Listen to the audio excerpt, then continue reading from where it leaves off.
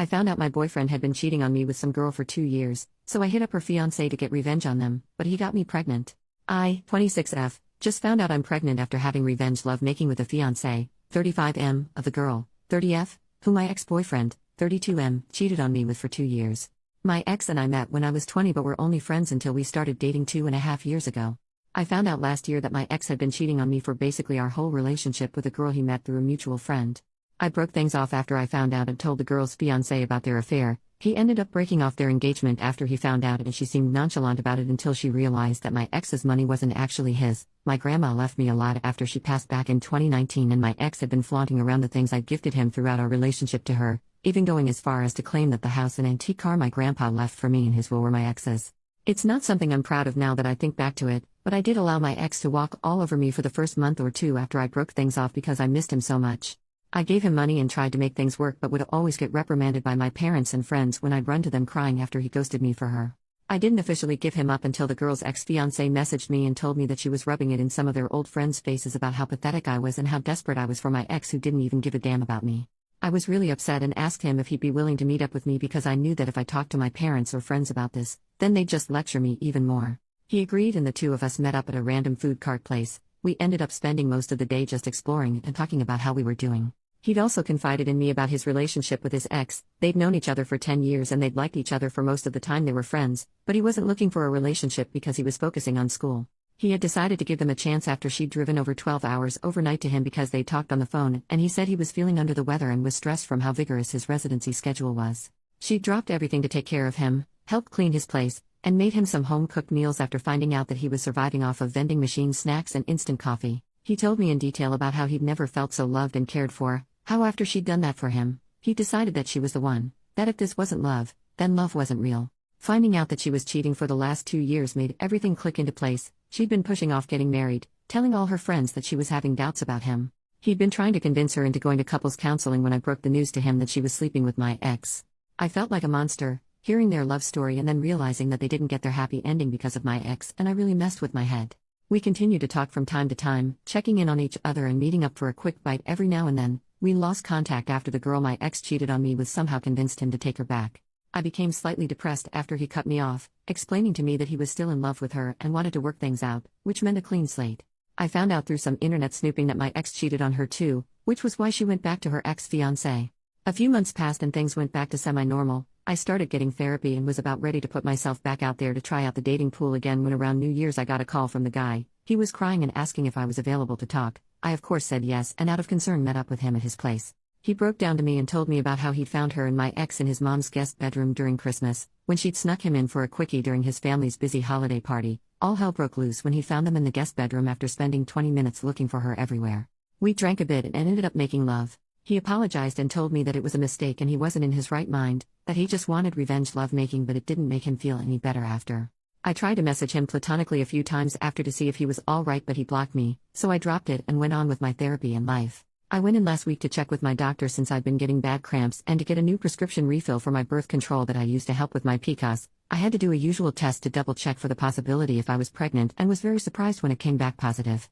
I have been sitting on this new knowledge and have been contemplating on if I should tell him, not tell him, or if I should even keep the pregnancy. My doctor did inform me that since I am still in the earlier stages I am still at a big risk of having a miscarriage, so I don't know if I should even be worrying at all about all of this since there is a chance that I could lose it, and then it'd just seem like I was trying to grab at his attention or something, especially after he'd made it clear to me that he wasn't comfortable talking to me anymore after we slept together. I haven't told anyone and have been going crazy because I don't know what to do. Update, 1 year and 3 months later, a lot has happened since my original post. I know a lot of people were against this, but I went through with the pregnancy and I am forever thankful for my beautiful baby. I had originally planned to get an abortion, but I found myself unable to go through with the appointment. I am pro-choice and always will be. Just because I chose to keep my baby doesn't mean another woman should be forced to keep a pregnancy they do not wish to continue. Everyone has a right to their own bodies. My parents were very upset with me and my whole family disowned me. I listened to what some of you said about letting the father know. We'll be referring to him as Dave. After many failed attempts to reach out to him I decided to go in person. Dave was not happy when I showed up at his place but when I told him why, he agreed to talk with me.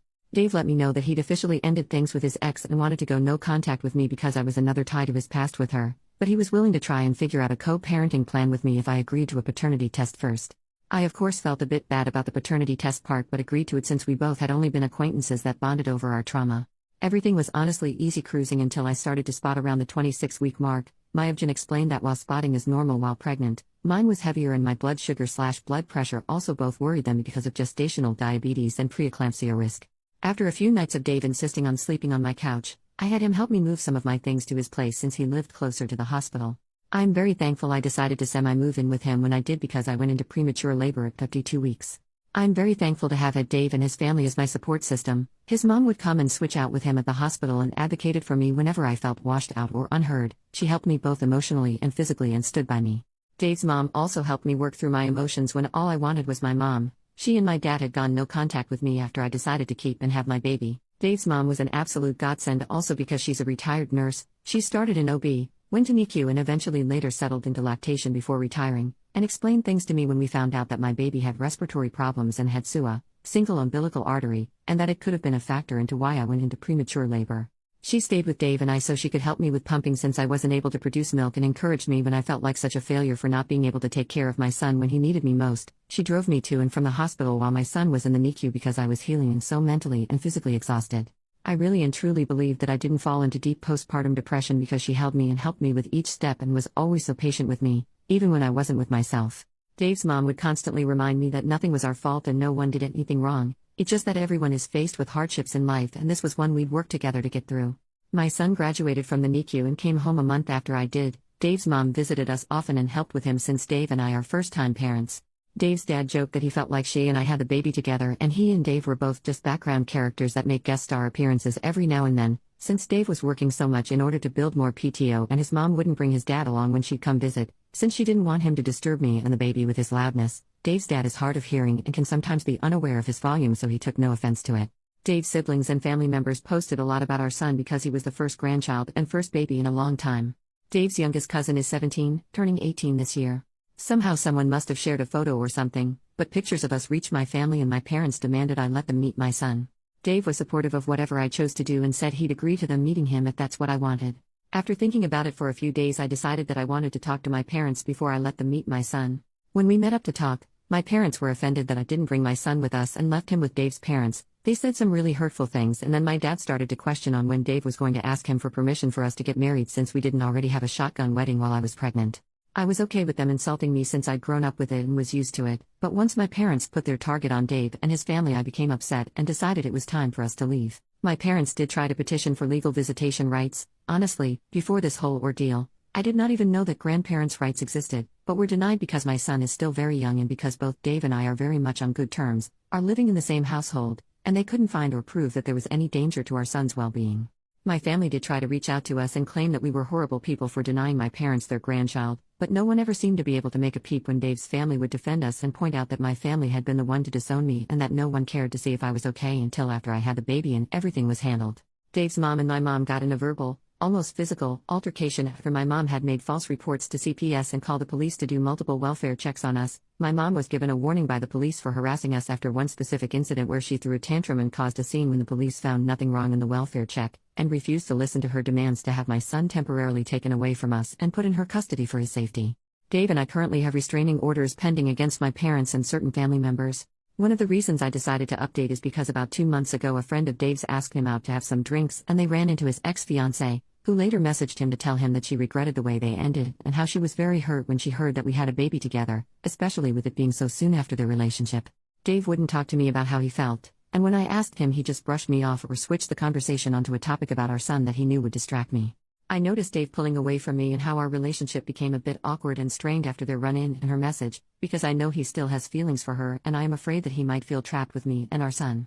I also noticed that the drama with my family has made Dave and his family less patient with me and my son. During Mother's Day I overheard a few of his family members make comments to Dave about me being at their family barbecue since I was just my son's mom and not really part of the family.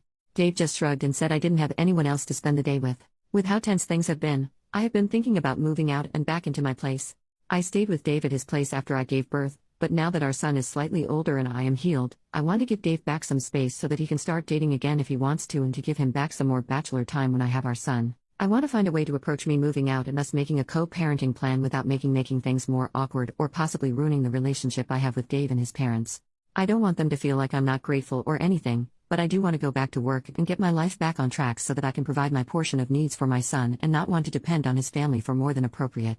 OP makes a new post, 4 days later. Maybe I'm overthinking things. I've been trying my best to not check my phone or Reddit since I'm honestly a little overwhelmed right now. I will let you all know that I did talk to Dave and he was against me moving out. He also wasn't willing to talk about the situation with how he's been acting after running into his ex, and said I was bringing up something that didn't matter since we were talking about me wanting to move out. I haven't said anything about what I heard during Mother's Day, and I don't think I'm going to mention it since I feel really bad that it was meant to be a private conversation, so I don't think anyone meant anything bad.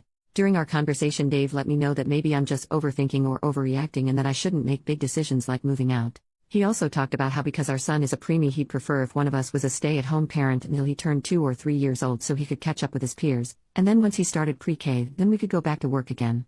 But I feel like he's been trying to avoid me since the conversation, but I could also be overthinking like he said. But after reading some comments, I do feel like I'm valid in the way I feel, but I am also not sure anymore. I want to do what's best for my son. I know people already think I'm so dumb and that I shouldn't have had him, but I am trying to be better for my son. I feel like he's my only family left and I really want to try to do what's best for him. Second update, 9 months after last update and 2 years after original post. I don't think anyone really cares for this update, but I'm going to put it here for anyone who may want to know. After the last time I posted, things were a bit awkward and tense between Dave and I for a few weeks until Father's Day. I honestly didn't feel comfortable going to his aunt's house for their family gathering because of the conversation I'd overheard during Mother's Day, but I went because it was Dave's first Father's Day after we'd had our son the previous year. I initially didn't want to bring up the topic because it was supposed to be a good day, but Dave was actually the one who brought up the topic after we'd returned from his aunt's house. Dave confessed about the Mother's Day conversation with his cousins and said they grilled him during Father's Day as well because he brought me with him to their aunt's house.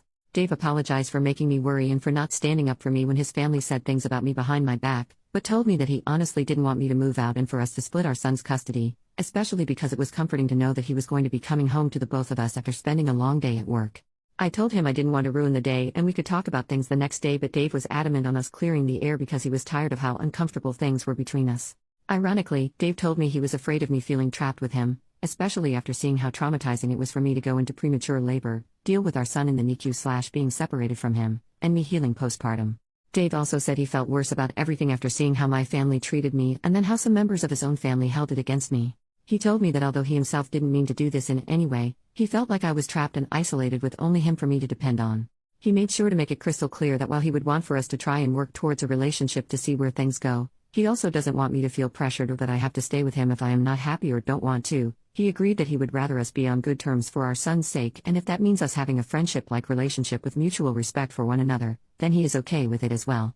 We talked for a while about everything and cleared the air of any questions. Dave let me know that he genuinely didn't feel anything for his ex-fiancée and that the reason for him becoming distant had nothing to do with me, and was because he'd had a life crisis when he thought about how different his life was compared to how he'd wanted and thought it would be like. Dave and I came to an understanding that my son and I would continue to stay with Dave and I would get a part-time job to slowly ease my way back into working. Things were rocky and a little odd to navigate at first, but Dave's parents helped us a lot with our son when I started job hunting and got a part-time position working at a local bank branch nearby Dave's place. Dave and I slowly started to explore our relationship to see where things would go between us. It was weird for the both of us because of how we'd met and started out, but within 3 to 4 months things got much better. I moved my things from our son's room into Dave's. Our son had a hard time initially when Dave and I began to show more affection, hugging and quick innocent kisses, with one another because he had a bit of jealousy at how close we were since he was used to us only showering our affections onto him and not each other, but he's gotten used to it now. Dave's family has said in a playful joking manner that we should give our son a sibling to play and grow up with since no one else from Dave's family has kids, but I try to avoid the conversation of when we'll have more kids.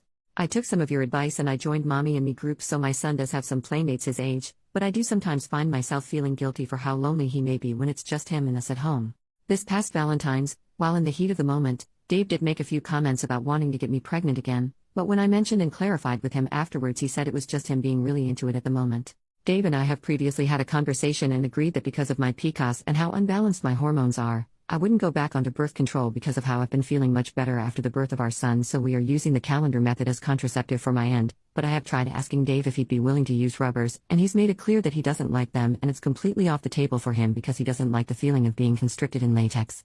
I know he's clean and so am I, but we've had 2 previous pregnancy scares. There are times when Dave forgets to pull out, but he's assured me that if we get pregnant again then it wouldn't change anything except that we'd have another baby and I might have to quit my job and stay home again, but I know I'm not ready for that yet.